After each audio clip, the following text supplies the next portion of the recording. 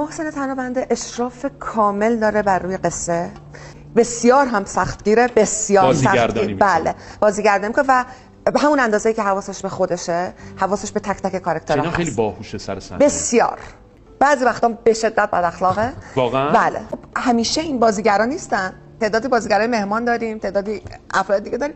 اونا واقعا خودشون رو دست و پاشون رو گم میکنن. آره دست و پاشون رو گم میکنن. و بعضی وقتا من میگم که اجازه میدیم، من میدونم تو چی میخوای، اجازه میدیم من منتقل کنم این زبون آروم نه چرا اجازه میده معمولا. من لحنش خیلی تند میشه، خیلی سخت میگیره. میدونی توی سکانسایی که ما با داعش روبرو بودیم، اون افرادی که برای داعش انتخاب کرده بود، وقتی داشت تصویرش رو پخش میشد من بیشتر یادم افتاد که تو محسن با اینا سخت گرفت، بیشتر از اینکه ازشون بترسم دلم براشون میسوزه.